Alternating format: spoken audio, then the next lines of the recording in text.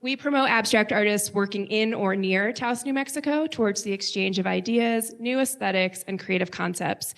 Taos is synonymous with abstract thinking, with origins in indigenous geometries, transcendental and modernist movements, and conceptual and land art installation. Once the nexus for westward bound artists, Taos unleashes expansive abstract thinkers. Represented amongst the artist group are established, mid-career, and emerging artists who show in Taos or northern New Mexico, nationally and internationally. With my partners, Carrie Bell and Aaliyah Horline, who are sadly not here tonight, but Aaliyah is tuning in from the internet. We are the co-founders of the Abstract Artists Collective. We offer curated and juried exhibitions, artist talks like this one, studio visits, and collaborative community concepts.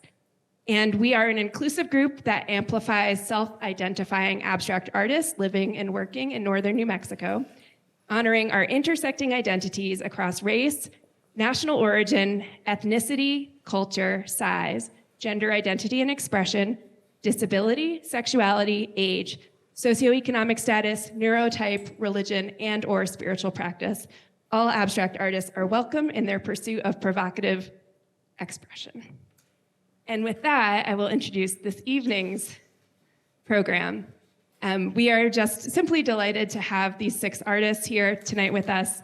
We have C. Marquez, Sarah Rosie Rosenthal, Montana Binder. I'll come back to you, Nicole. Jackie Kolbenschlag and Salma Veerbanks and Anna Bush Cruz, all artists in our abstract minimalism show that you're seeing right now, that we're surrounded by. We are delighted and honored to be here with Nicole Dial-Kay, who is the curator of exhibitions and collections at the Harwood Museum here in Taos, New Mexico, who'll be moderating our panel. So, without further ado, the way that the evening will go is Nicole will moderate a lovely discussion with our artists. We'll learn a little bit more about their practice and this work. And then we will move into questions. So if any of you have things that you are thinking about throughout the course of the talks, or you're struck by or have a question, please tuck that into the parking lot and come back to us. I think it is important, since this is a very specific type of show, to share with all of you the language in our call, which is brief. Some of you are aware of it. It's something that we posted, but I'd like to share it with all of you here tonight, just to refresh everyone's memory. So, how do Taos artists define minimalism in this maximalist time of 2023? What is your viewpoint? That's where we started. We live in a period of maximalism surrounding all things: media, environmental excess, material possessions, projections of self, persona, politics, etc. To be minimalist in one's art practice implies restraint, an exacting choice, and determinations of color, form, media, resources, or philosophy are significant. Minimalism in the arts can be associated with significant historical movements of the last century and beyond. Many Taos artists express a common thread in their pursuit of solitary practice, hyperfocus, and the intense need to shed the excess of professional pacing and the cultural pressures of an urban setting. This exhibition will be installed through May 14th, and we are seeking to assemble and amplify Taos-based artists who have set their own parameters in minimalist abstraction. So thank you all very much. And Nicole, we'll turn it over to you. Thank you. Thank you to the Taos Abstract Artist Collective for inviting me to be here, and thank you all for coming out tonight. We have an incredible lineup of panelists who all have a lot of brilliant insight to share with you on their art practice. I'm thrilled that this show of abstract minimalism came together here in Taos with such a dramatic selection of artists working on this theme. While there were a lot of connections I found in viewing the work and in talking to all the panelists in preparation for this panel, I also found great uniqueness in the interpretation of minimalism in both media and in content. I did find that nearly every artist located their relationship with place, and specifically with Taos, to the idea of not only working in minimalism within their art, but practicing a lifestyle that put great value on essentialism. Some artists have been building that way of living here in Taos for the entirety of their life, and some came during the pandemic in pursuit of a simpler way of being.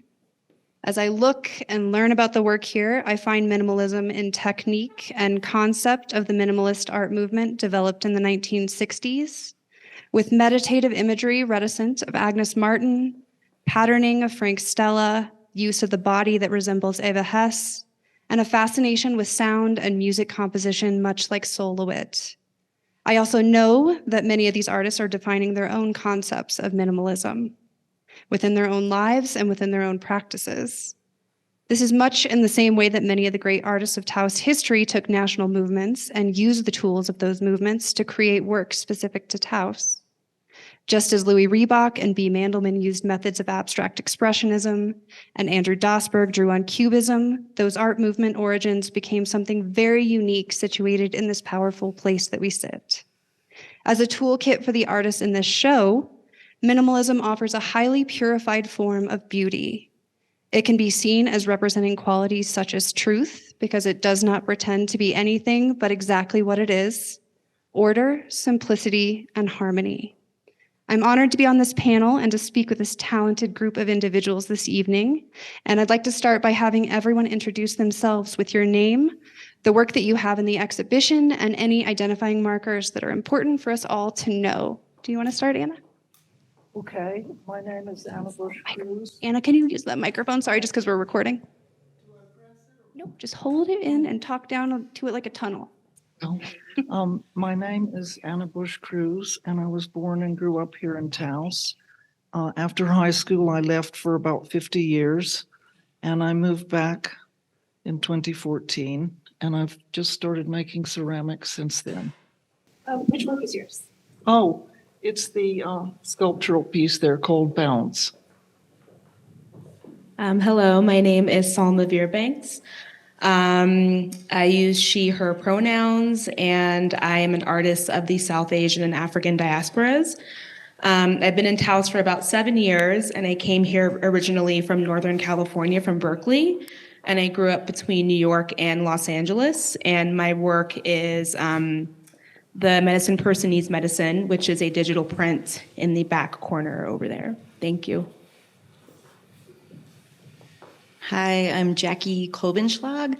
I've been in Taos for 20 years now. I was raised in upstate New York by artist parents, very talented, and I am a photographer. I've always considered abstract photography to be very interesting to me, and my pieces are back here, the 3 greenish ones called Swell 1, 2, and 3.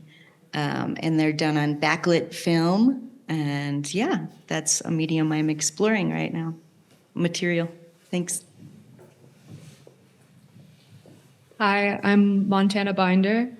I'm a photographer as well. I'm an abstract photographer. My piece is the center one on this wall, this tiny, tiny square. I moved to Taos a year and a half ago. I was living abroad for a while previously, so this is my first time back in the States. And I use she, they pronouns. Thank you. Hey, I'm Rosie Rosenthal, also known as Sarah as well. Primarily a stone sculptor for the past 5.5, 6 years. That's also around the time I moved to Taos. It was about 5 years ago. And I use she, her pronouns. And my pieces are the low to the ground. We got pod over on the left and stack over on the right under Salma's piece.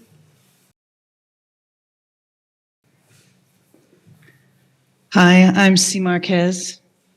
I've been in Taos for over a dozen years, and I use they, them pronouns. My pieces, I have 2. One is behind me.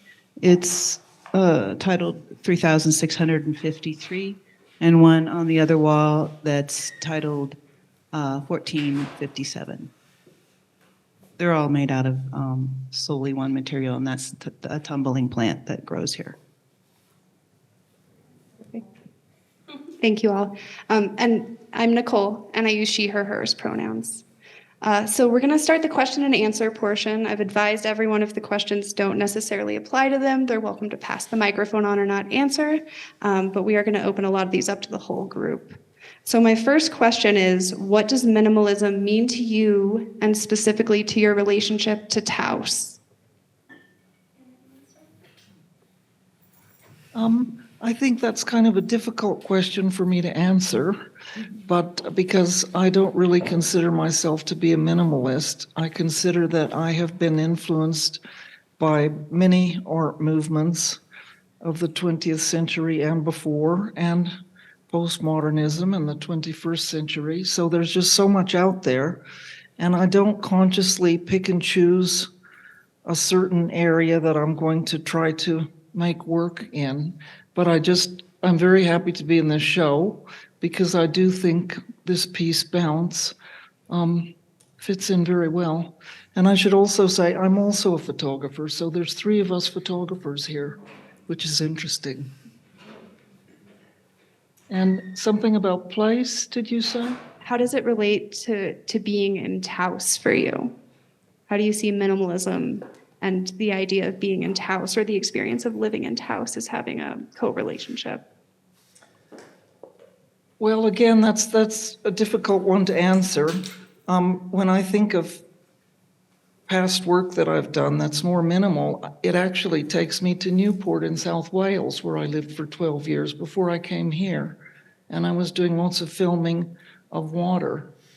And I started filming water when I lived in Zambia in the 70s.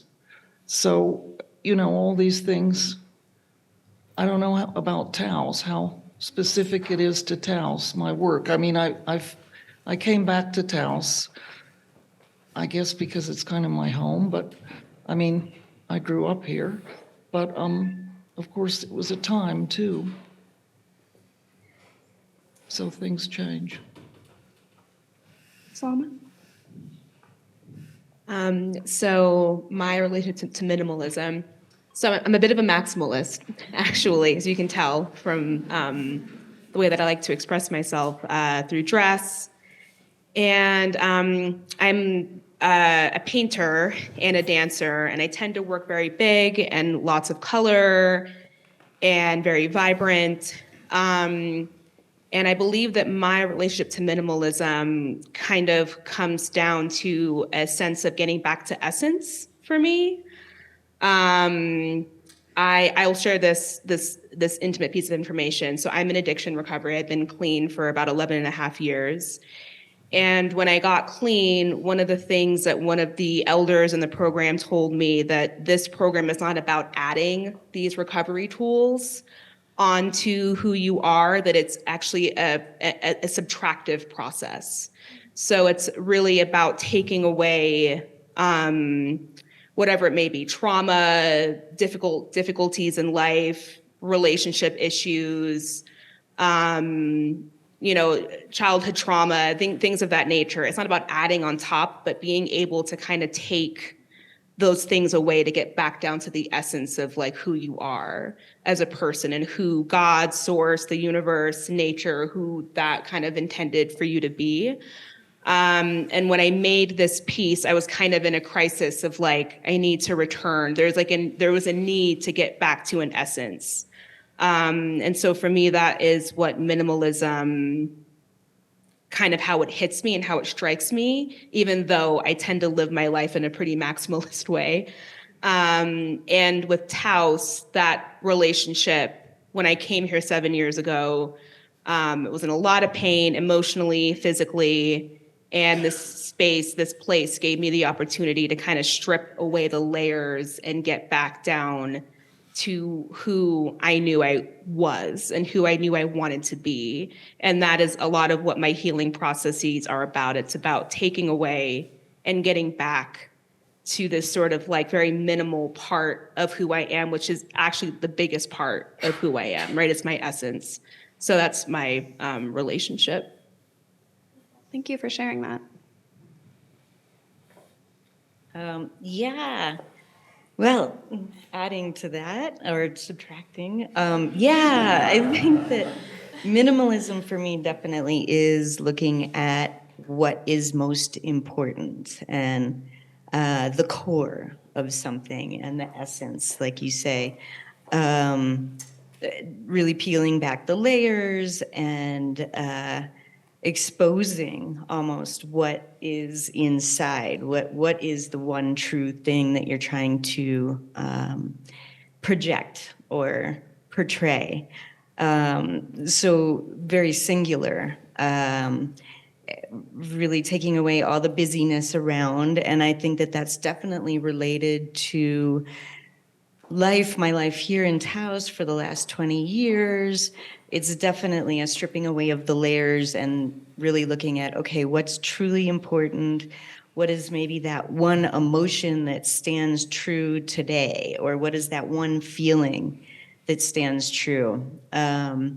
So yeah, the relationship with Taos for me also, I think I definitely have a connection to the earth. And when you're in Taos, you can't help but really love the beauty and, you know, the surroundings that are here and really want to protect that. And that is essential as well, that the earth, you know, the grounding, the feeling of being centered here. So yeah, I think for me it's really a feeling. It's that core feeling that you're trying to project and trying to pare that down to one thing. So yeah. I actually agree entirely with what Salma said, and you've even provided me with some realizations of why I've chosen the lifestyle and the way that I have lived. I've been living off grid for the last 4 years, and I present in a very maximalist way as well. I enjoy my fun ways of expressing myself, but it's that stripping away to the raw distilled version of or distilled experience that I find the most powerful. I work in my work, I use a lot of memories. With my alternative process of photography, I'm cameraless, so I'm just using paper. And so I pull from a lot of either previous photographs I have done, my negatives, my stash of these memories, and I rework them and I try to bring them back into a life. But yeah, so Taos, obviously, I had no idea what Taos was before I lived here. I was offered a job and I said, why not? And New Mexico had been on my mind. So arriving in a place that I've discovered, you know, the greats have been through, even in any artistic form, music, literature, is impressive. And to have a county that allows for the off-grid living, that supports it, and there's more of that freedom here to find a distilled experience that you can strip away, you know, everything that society and everything that is being put on us through the news, through the government, through all of that, and just get back to who you are, to get rid of all the noise. That's what I like about minimalism. Beautifully said. Oh my goodness, how do I follow these things? I relate a lot to the sense of essence that you all are talking about. I feel like Taos has helped me it's kind of like the raw elements of Taos has brought up these elements of myself that I know that I need to get rid of, especially to listen to the stone that I'm trying to carve. And since I moved to Taos at a pretty similar time that I started carving stone, it's been hard to figure out where the differences are between, you know, starting carving and moving to Taos. So they've been extremely linked for me. Yeah, I'm gonna pass it on. Well, everyone said shades of what I was going to say, so I'll keep it simple and short. Basically, being here in Taos, for me, there's just an abundance of nature, and seeing that over seeing like traces of civilization and human existence. Just the work that I do comes from nature, and it's just me honoring that and respecting it and learning from it and trying to just reorganize it in a way that honors where it came from. So I do live a very minimal life, and that is a pleasing thing for me and for my brain. So that I don't get overwhelmed, and I think it's reflected in the work. So I'm very happy in a minimalist body of work and way of living here, and so Taos feels really comfortable for me, and I love it. I'm going to ask you again the next question, C. And this is for everyone, but how does the natural world and environment overlap, intersect, or impart its way into your interpretation of minimalist art? When I look out at the mesa from where I live, and I have a 360 view of mesa and faraway mountains, so it's a minimalist view. It's a maximalist vista because it's grand, but the lines are simple and pleasing and calming, almost like the ocean. And so that's what I see every day. That's influences me. I live, some of you who are off grid also live by the sun. It plans my day, the sun and the weather, and I love that. So I am a part of what exists out there, and in addition to that way of living, the materials that I use live out there as well. And we found each other. They came to me and repetitively, so I finally brought them in, and we have a relationship now that is just ongoing and lovely. So I Can you think that tell- answers the Oh, question. definitely. Perfect answer. Can you tell us a little bit about what the material is?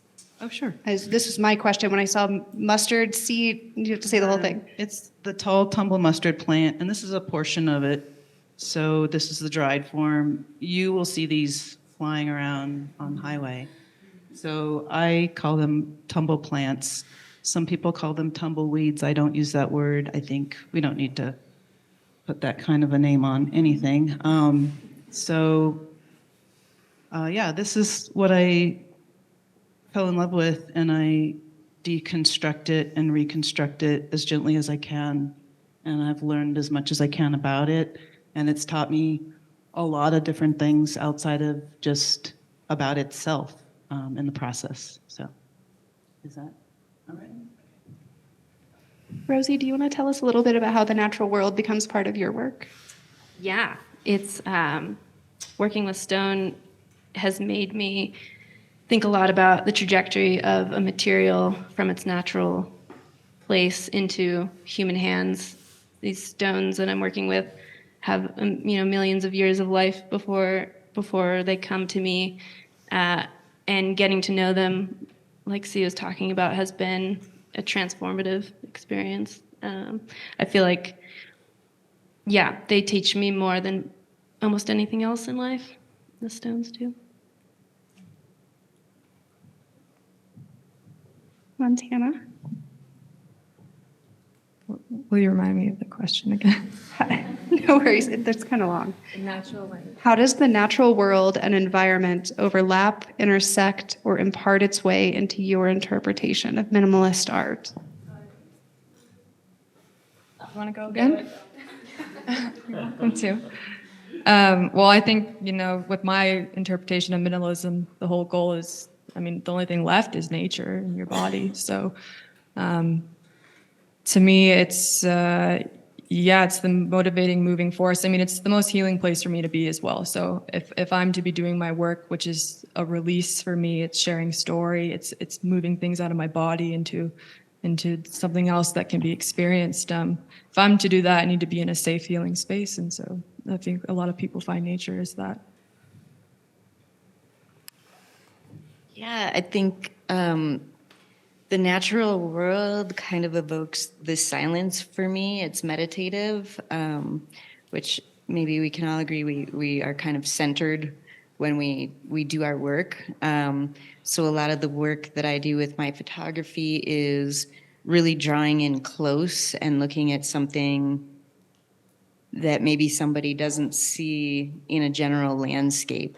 So it's really centering in and focusing on that one thing. And the natural world, I think, just allows that silence and that space to, really meditate on what it is that I'm looking, what I want to see in that frame, and what I'm trying to interpret through that. So, yeah.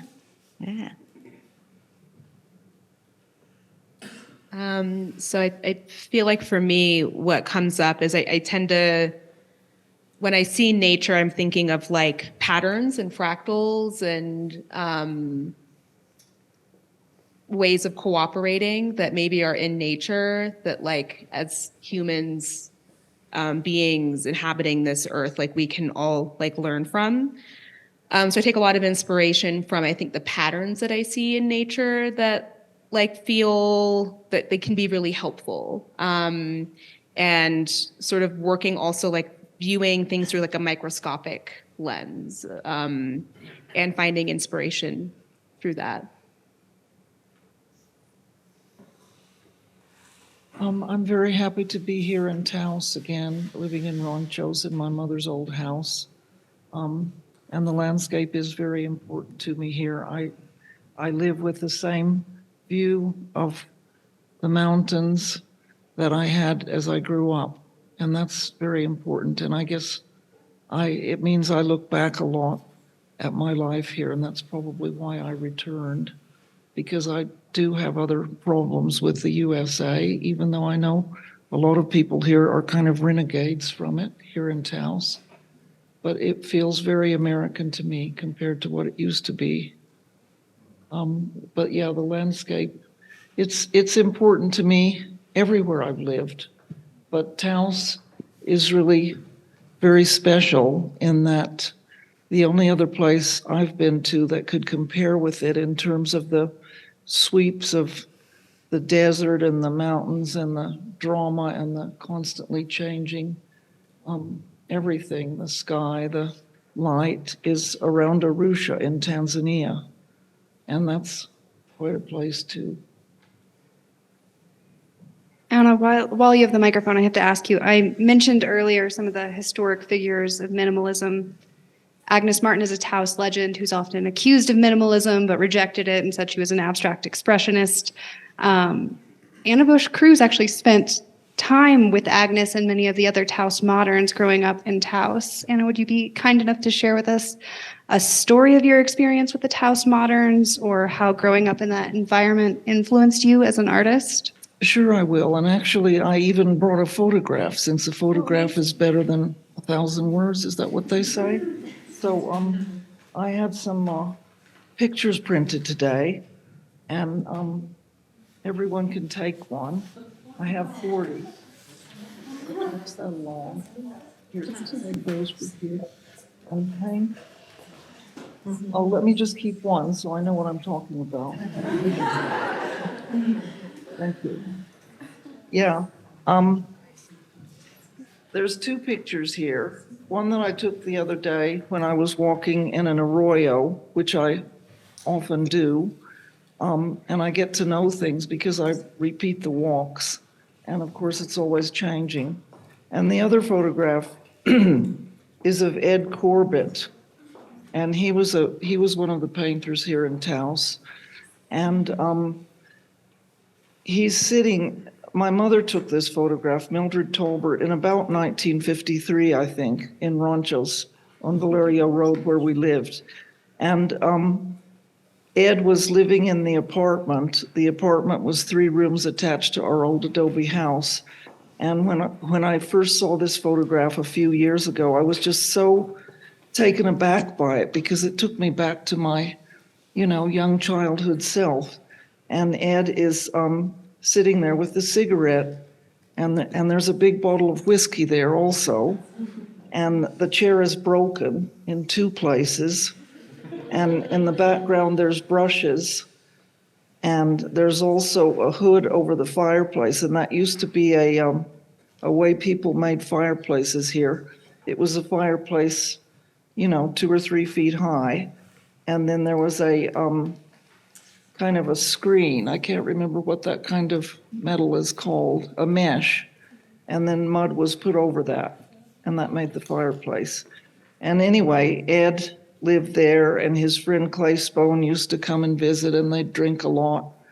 And my parents had very wild parties, wilder than any parties I've ever been to, and I've been to some good parties. And, Agnes Martin would be one who was there, and the Savonans, and the Browns, and the Elys, and the Heatons, and lots of different Taos people, and writers as well as painters, and also weavers.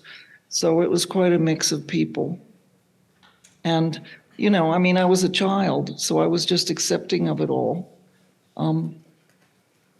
And I never realized how different Taos was until I went to UNM in 1966. That's incredible. Thank you for sharing all that with us. Surely. It's certainly so much of the history of where we are and why the arts are so celebrated here to this day. So I appreciate it. Taking a huge leap to a different topic, what is your relationship to the ephemeral or impermanence in your work? And I'll let whoever wants to go first go first. I like the idea that, and I'm a bit C will pull on this too, but just that things can go back to the earth as you take them. Especially in photography, your use of chemicals, you can decide when an image is fixed or if it continues to transform throughout its life. I photograph a lot using turmeric or beetroot or other natural organic materials, so at some point it will all disintegrate and fade back away. So I like that notion also because nature is constantly transforming itself, and that's the point of the stories I'm sharing is marks of transformation, so may they continue. Can you talk a little bit about the process of creating your work? Because I think it may not be apparent, sort of, Yeah.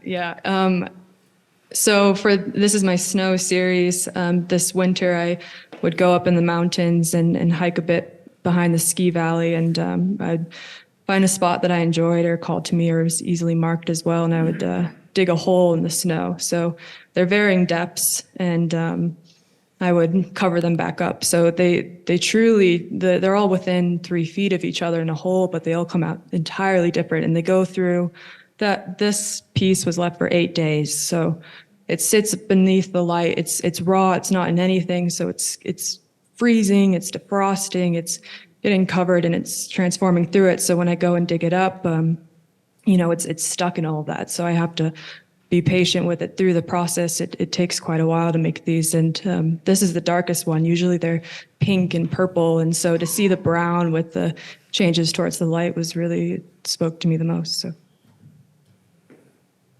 Thank you. And could I just ask, do you fix those prints? Yes, this one's fixed, so fixer. it's going to stay as you see it. Mm-hmm. Yeah. Question. Salma, the ephemeral or the impermanent in your work? So I think the ephemeral and the impermanent, definitely there's a concept there, right? And so I've shared before that I tend to do my work can lean more maximalist, even when I'm kind of in an abstract modality. And I believe with the ephemeral especially, there is like this essence of what am I trying to communicate when I'm making my work? And that thing that I'm trying to communicate often is not like a concrete concept or an idea. There's nothing really solid about it, right? And so I can get very like heady and philosophical and intellectual when I'm trying to create the concepts that I want to then create on a canvas, in a print, through digital work. So yeah, that's actually like that question's kind of like, I have to like think about that for a little bit. But I do know that there is like something that's kind of guiding me in the work that I do, that is not always like, I can't just say I made this, right? Like, this is me. Like, there's a guidance that I'm listening to that I can't see. There's a force that I can't really understand even.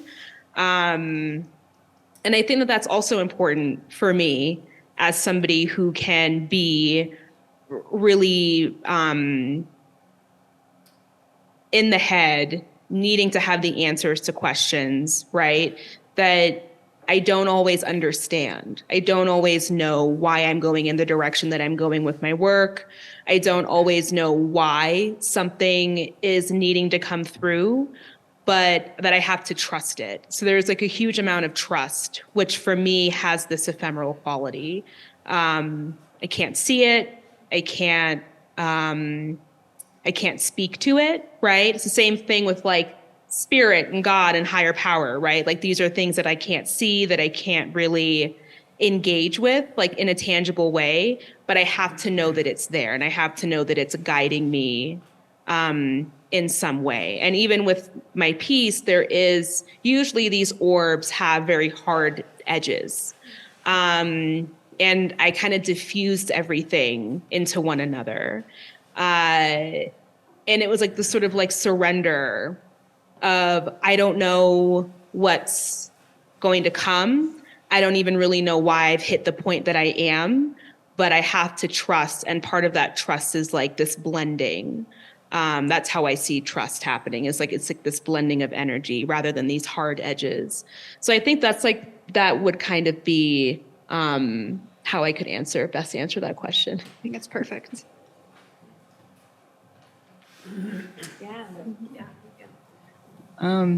So the work that I create and the plant and from which it comes and all of us are impermanent.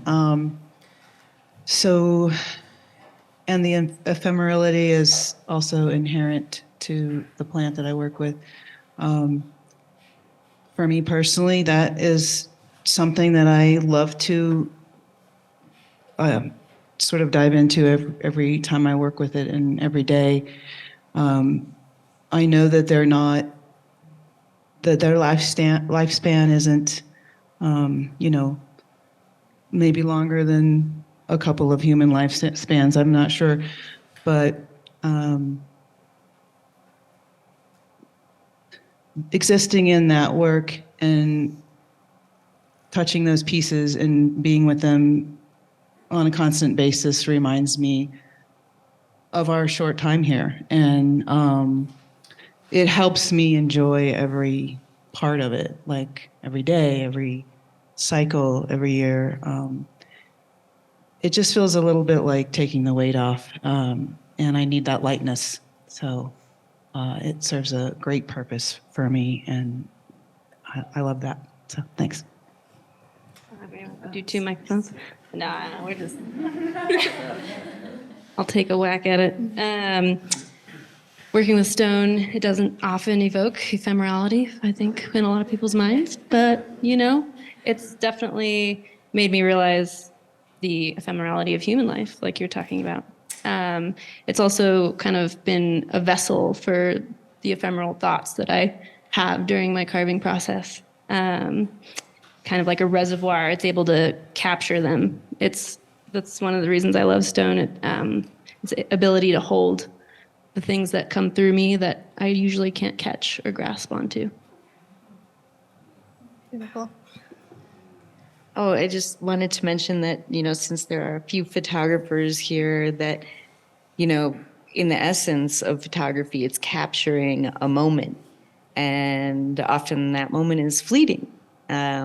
So there is an acceptance of, okay, well, what's the next moment? If I can catch this one and really enjoy it for everything that it is, but know that it is changing and the light is changing and the image is changing and the person is changing that you might be photographing.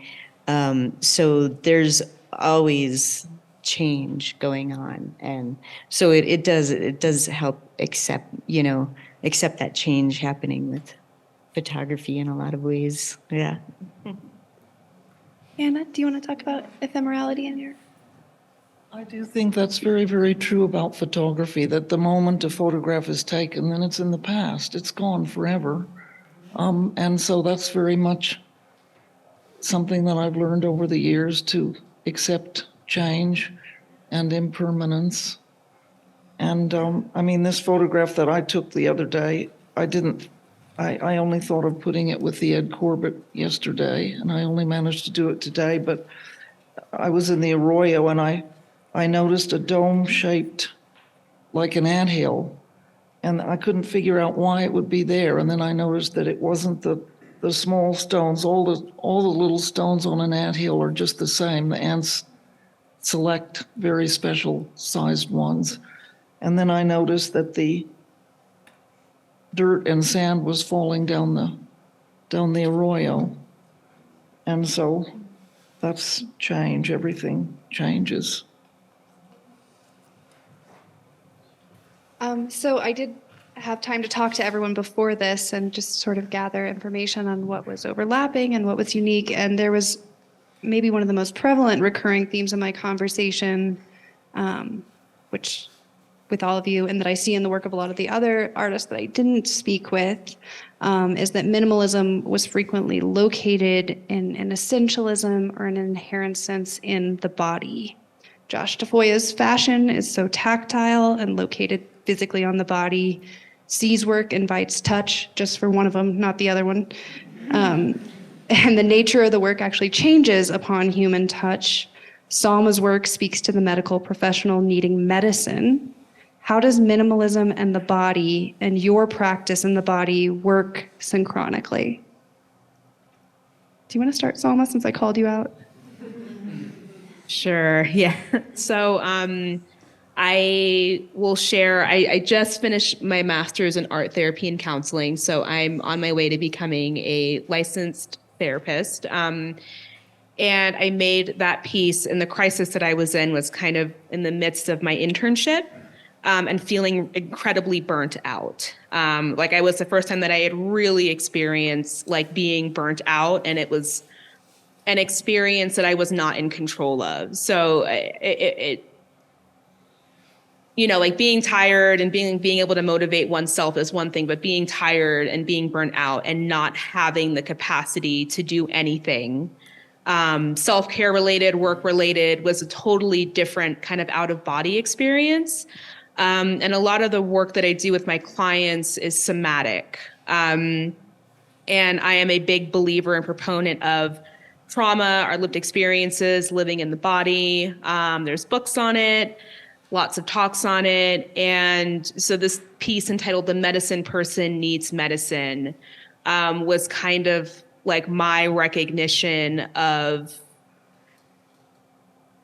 surrendering to my somatic experience of having an out-of-body experience of being very, very exhausted and not having taken care of myself, and art always being the avenue through which I can channel that and I can find the capacity to regenerate and self-heal.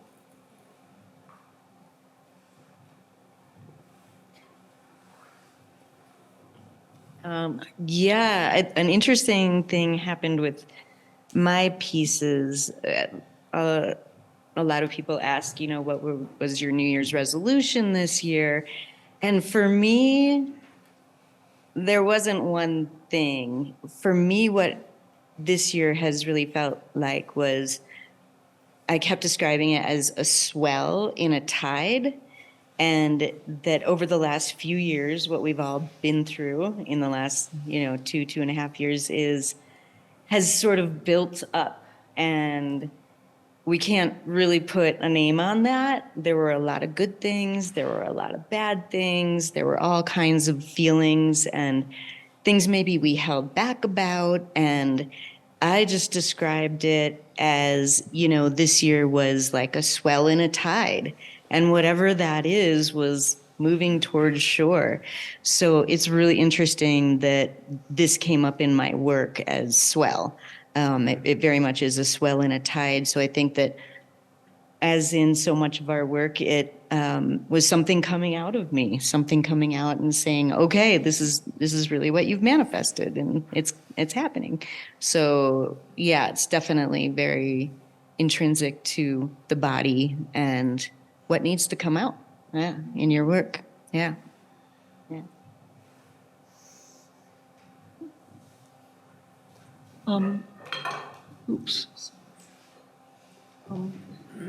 The body is very important in my work and in my life. And I started meditating in the mid '90s, and so I have a fairly. It's very important to me to meditate every day, and I've been doing this for quite a while now, and that has actually saved me on some occasions because it's about sensing what's happening in the body. And by moving through the body, one is supposed to concentrate on the changes, even though they're very, very subtle. And as you meditate more, you are able to pick up on these in a different way. But it varies a lot from day to day. And there can be periods when, well, it just really helps me a great deal. And I think it's very important to my art practice too, and to just my sanity, because I don't smoke or drink anymore. So. I'll speak to the sanity piece. I'm just sitting here thinking that, like, my answer is also that I really need to move my body daily so that I stay grounded and centered. And but I realized for the work, it really came out of two artist teachers I worked with, Harmony Hammond and Faith Wilding, especially Harmony. So the body of work that came out of that experience was a lot larger for me. I went from my biggest piece being about probably 10 by 10 to one of the pieces that I made recently out of this material was 8 by 30 or something like that feet. And so it really changed when I accepted the fact that I could get my whole body involved and move around on the wall and exhaust myself in the production of these pieces. So, I mean, it starts with the collecting and harvesting the plant material. So I'm out walking, and the hanging of it. I have places where I store it around my studio and in my studio, and all of that's very body intense, and I love it. And I'd much rather put the work in with my body than using, industrialized methods of installing. I think Mark can attest to that. I will take 8 hours. That piece back there takes 8 hours to install. It took a lot longer this time, but I don't mind putting in the handwork and using my body because it is a meditative practice for me, and time just flies by. I don't even notice the time. So that's another gift that, it's a meditative process, and I can lose myself in it, and it grounds me. Those are the basics, so thanks. I know this is also something a lot of people speak of the meditative practice of making work. And I mean, for me, meditation is sitting very still for a long time and just trying to be aware. And when I work on my work, I also lose myself in that. But for me, it's quite a different thing from sitting and just concentrating on the breath and on sensations in the body. Yeah, I could never do that. So I tried. But what I can do is put 3,653 pieces in a row, for hours. And yeah, I can do that. I can lose myself in that. And I have found my ways to economize the way that I move my body when I put a piece up, that one especially. And it feels almost like a dance. It's lovely. So anyway. Yeah, dance, I relate to that for sure. When I'm carving, it's a very physical process. Lots of power tools a lot of the time. Sometimes I'll use hand tools just to feel it more in my body, the vibrations. But there's a push and pull. Stone sort of pulls me in until it doesn't. Then there's a force field where I stop because it doesn't want to be taken away anymore. So yeah, very physical. I love that about stone. And it's definitely brought me into my body ever since I started carving, and it's brought a lot of things up in my body that I've had to deal with now. So I appreciate it for that. Yeah, I think my body tells me what I need to create. It's just, yeah, a matter of what needs to come out of whatever I'm feeling. If I'm feeling happy, sad, or reminiscing on a certain time, that's what I'll pull from. And just as important as the land is, I think land and body are mirrored. So just as much credit as you can give me for creating that artwork, I mean, the land and nature is as well. So I think it's very cohesive, and it flows well between the two for me, at least. My body's always there too. I appreciate photography that I have to physically be there in the experience or in the moment. And that's how I can create new work, is by going out and putting my body in new experiences, feeling new things. So it all starts in my body for me, for sure. Thank you for that. This is the last question I'm going to ask, and then we're going to switch over to questions and answers. So start getting your questions ready while we talk this one out. Do you think working in this stripped down focus on essentials is more important today in our highly commercialized, highly connected, some would say oversaturated, very media heavy world? Is it more important, or is there something special about working in this very stripped down way in our current existence? I wouldn't say more important or special. I think it's just a different way. I think you can get maximalism too. That's going to share just as powerful of a story of why we need to let go of certain things or move forward. But it's just my take on that. Yeah, maybe there's an importance to zoom in and zoom out. So because we do experience so much information overload, yeah, there is an importance of zooming back in and looking at the specifics and the essence. Neither are more important, but moving in and out between those two extremes, I feel like is important.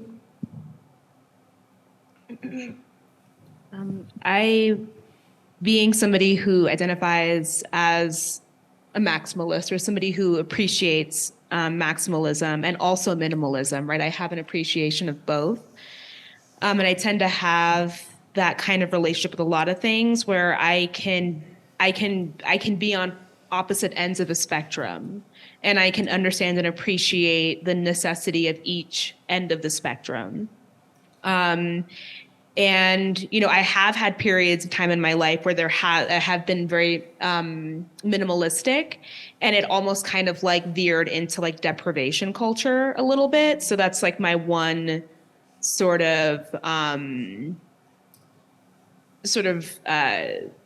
pointer or kind of alarm bell that I keep up, right, about going into this minimalist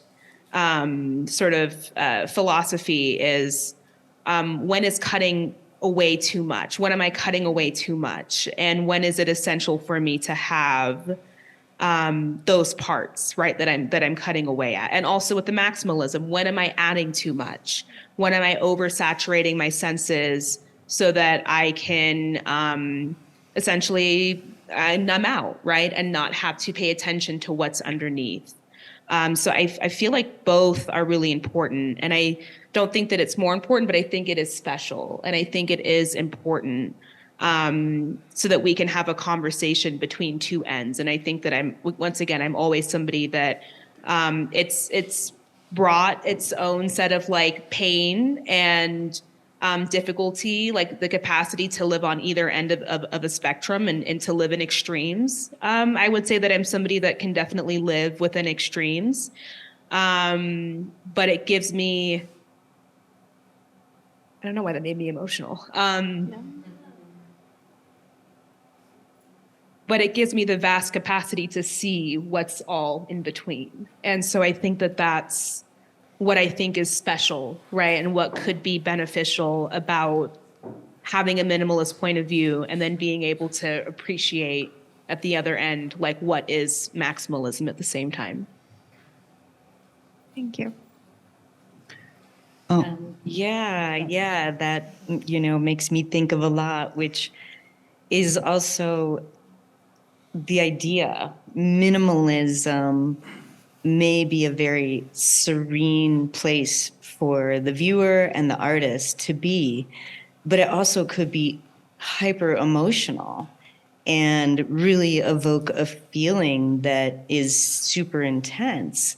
And so that's neither important or unimportant. It's a feeling, it's an emotion.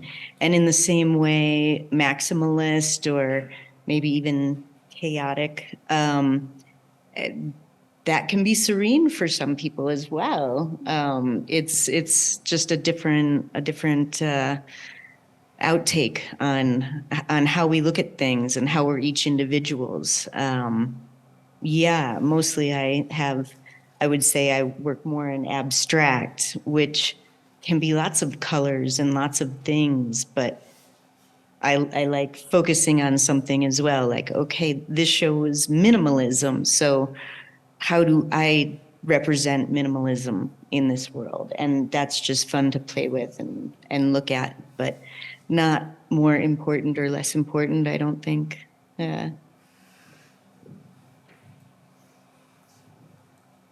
I think in our culture now, attention has become a commodity, and this worries me quite a lot because I think it really does confuse lots and lots of people. And I think living in a more minimal way, but see, that's not the art movement minimalism, that's different. But living without too much, not that I do, but I have done, because I built a house out at Tres Orejas back in the 90s, an off-grid house that I would live in when I came to the States over a period of years. And that was very quiet. And I built it so that it was almost one with the outside. And that did just have a wonderful, wonderful feeling. And it's amazing what that can do for the head and the body.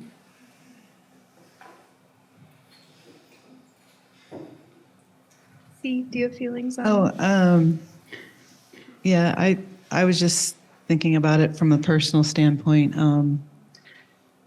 And Selma said the word spectrum so many times, I had to speak to that.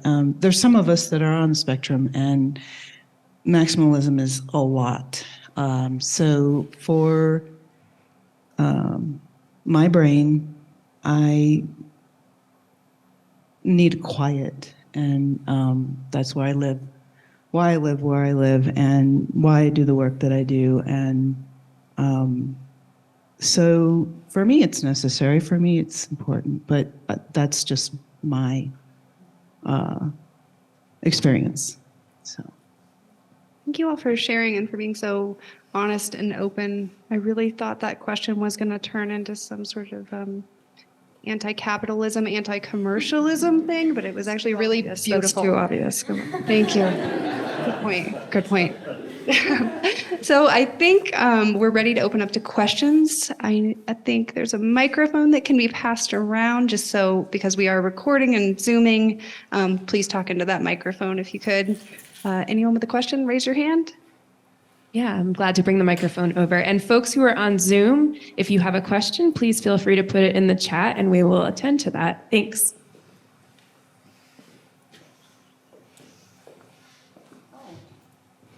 Hello, I've been in Taos for 4 days.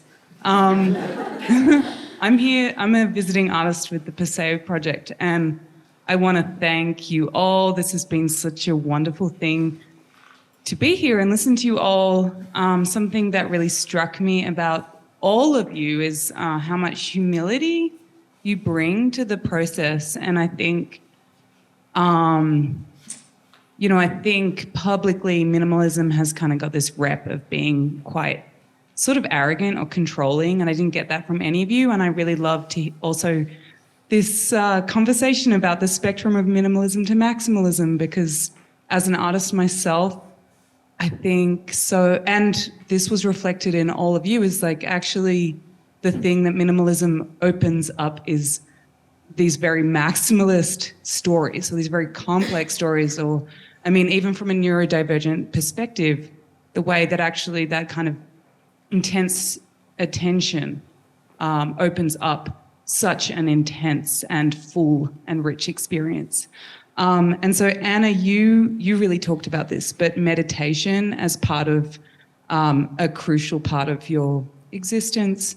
And I think about, in my own work, but also I'm always just curious about other artists, how meditation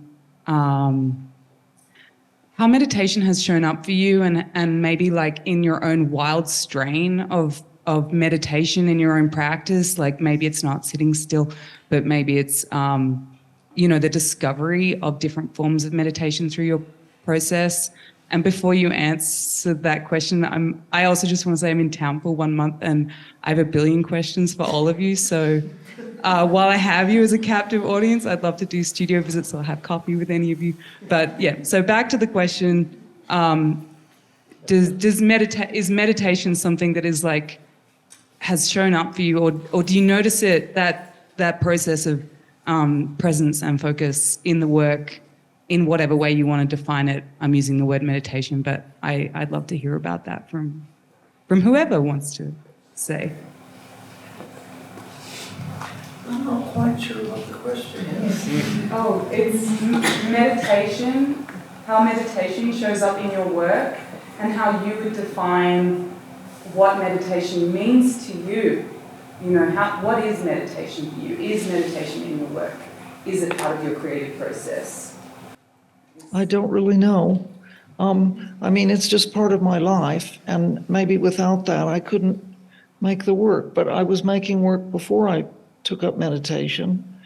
The meditation I started because I had lots of kind of emotional traumas, and so that's really helped me all these years. But like my body also does do a lot of the work. I don't think about it too much when I'm making things. I let the process and just my body make, my hands, they like to make things. Thank you so much. Does anyone else want to respond to that question about meditation? Or are there other questions in the audience? I'll go ahead and respond. For me as a dancer, dance has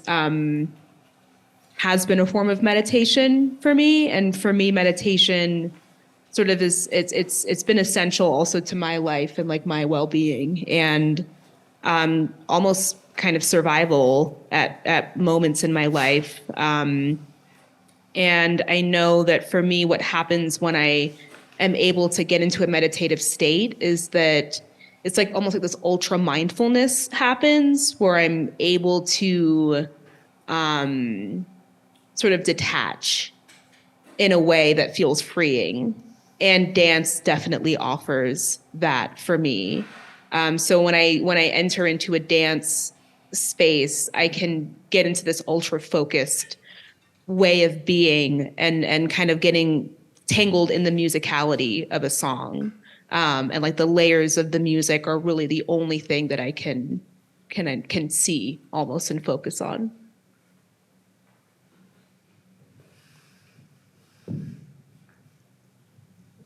I guess I raised it. I gotta go. Yeah, I think I tend to have some disassociative tendencies, so I try to balance the meditation in my process. It feels like the healthy way of doing that. So I'm realizing I appreciate having a process where I paint the pages or I'm doing the physical movements, and that for me it's almost a loss of awareness. I get to like sigh a relief and just let go and know that when it comes to the minimalist practice in my work too, imperfections is welcome. So I don't have to be so focused, and it's repetitive movements for me too that really helps calm my mind and body. So being physical with my art is perfect for that. Yeah. I feel like we can almost maybe all of us can relate to some aspect of meditation in our art. For me, it's sanding. a lot of. I think we have another question in our audience here. I just wanted to thank everyone for sharing your thoughts today. And I had a question about documentation, and really specifically for C.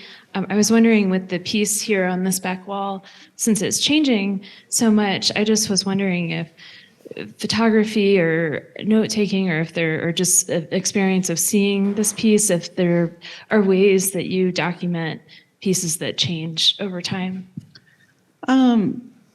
Yeah, I mean, photography is the only way, probably. I probably should have a schedule of coming in to shoot it.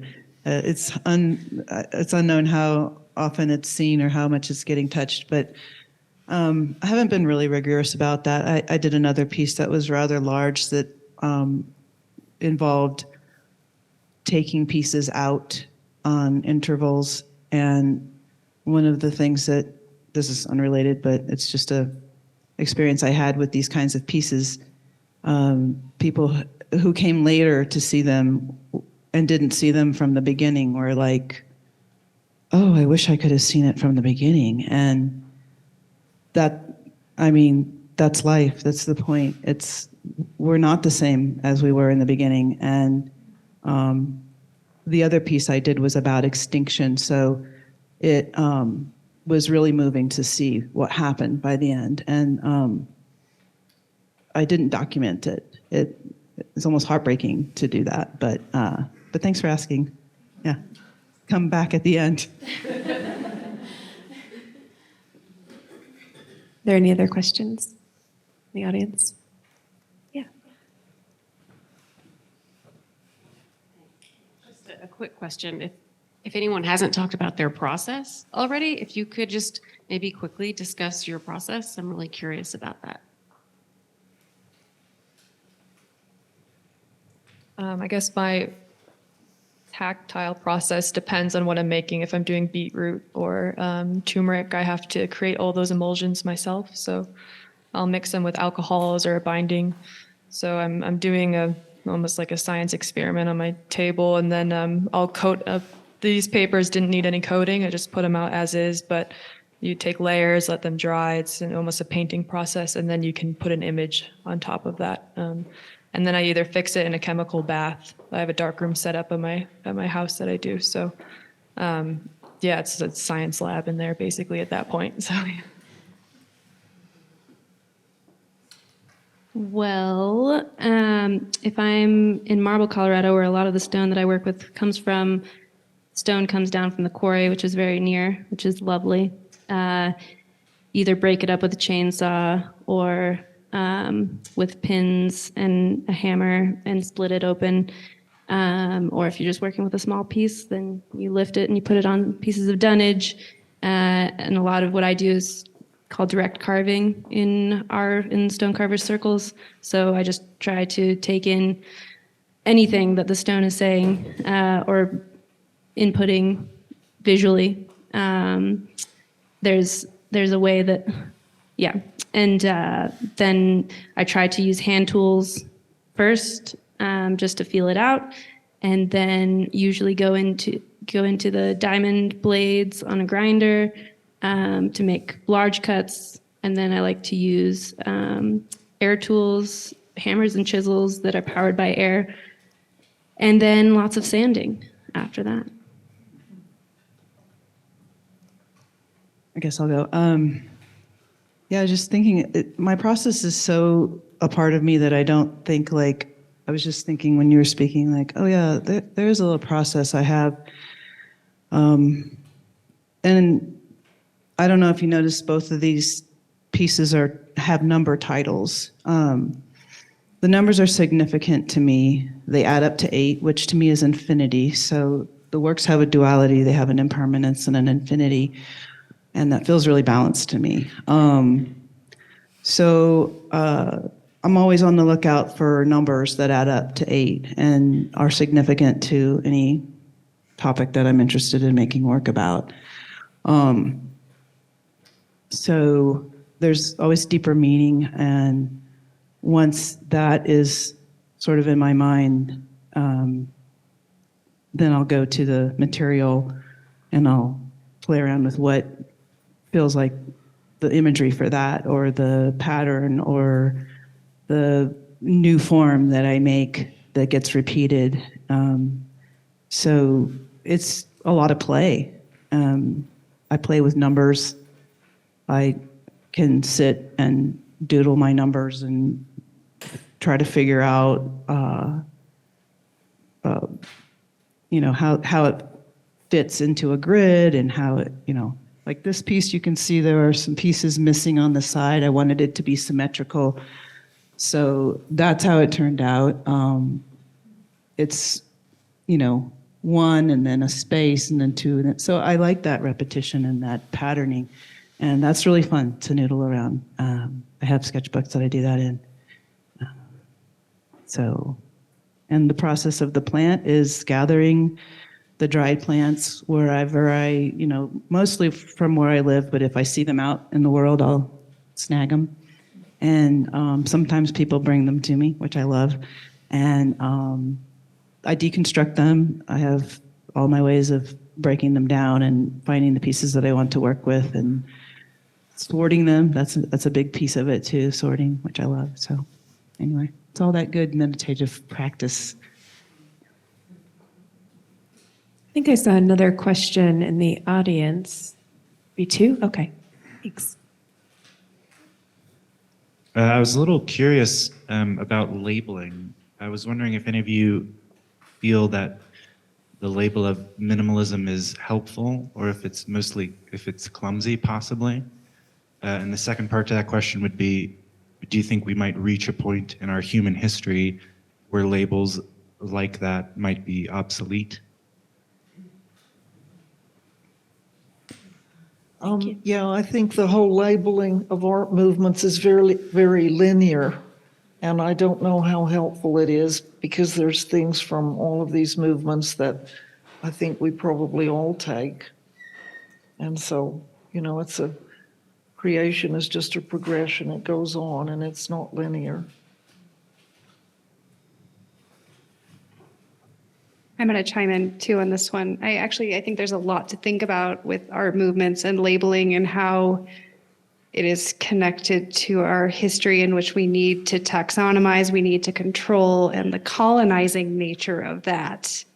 I think there's a lot in your question that could be explored in many ways, but thank you for that. I'll take a stab at that. Labeling, I think as a Black and South Asian woman, right, a label, right, I have an interesting relationship with that because while I know specifically the label of being Black, right, is a colonial, right, is part of a colonial process, it's also a label that for me speaks to like culture and commonality that I have with certain people, with other Black Americans, with other Punjabi, like South Asian people. So like I have a weird relationship with labels where they feel limiting. And yes, there is a clumsiness to them, I think, but I also feel like there is an importance in the sense that it allows people to feel home at the same time. Within a certain space, within people that maybe share that label, and what does that sharing mean, right, to all of us? And I think that can relate also to art movements. Like I identify primarily as an Afro-surrealist, right, which has a different connotation than being a surrealist because it ties into an experience of people of the African diaspora that is very specific. And that is tied to a lot of different things, that though those things may be negative, positive, whatever, it still speaks to like an important philosophy that we all understand, the people that identify within that. Yeah, I think if we think about labels as a point of reference, then they can be a bit more fluid and flowing. So while I don't identify as a strictly minimalist or abstract artist, I do think having those references when it comes to the work gives you, it provides context and where that fits in the grand scheme of things. It doesn't have to have a singular mindset that comes with it, but it just serves as that point of reference. Yeah, we're gonna have to get rid of language if we get rid of all the labels. Which maybe, I don't know, telepathy.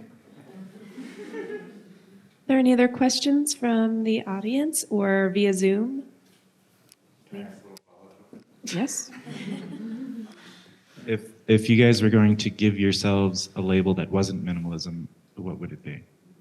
Now you want us to label ourselves? Well, it's funny when you asked that. I originally thought, I was like, oh, I'm not a minimalist. And I was like, I'm a storyteller. And I was like, oh, that's just another label I'm putting on myself. But that one, I think, yeah, would fit me the most personally. Above artist, it's storyteller. I didn't give myself this label, but a person close to me did. Queer futurist. I'll take it. Yeah. That's a good one. So, it's interesting to me when people look at my work, they always ask, what is it? And I do think it helps people identify when it's like, okay, I know what it is now. That makes me feel better.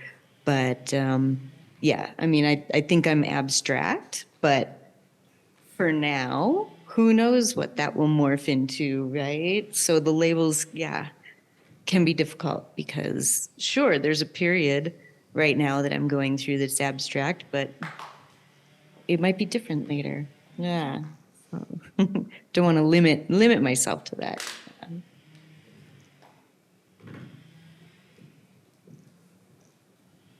Any other questions? Great questions, everyone. I don't think we have any questions. And Nicole, did you have another follow-up? Nope, I was going to wrap us up. Let's wrap it up. Thank you so much, everyone, for coming. Thank you to the TAAC. Thank you to our incredible panelists. Let's give them a round of applause.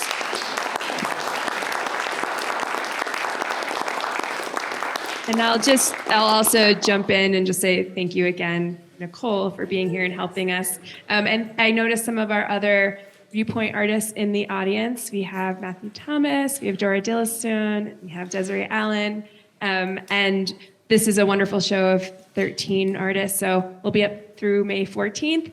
Please find us on the internet, on our website or on Instagram, and we love having conversations and dialogue, so if you're curious about what the Taos Abstract Artist Collective is doing, please reach out. I would be remiss if I didn't also mention our curator of this exhibition, who's not here tonight, Hillary Nelson, who just had a wonderful lens, reviewed 152 submissions from Taos County alone. And so we're so pleased. And thank you all again. Thank you all for being here tonight.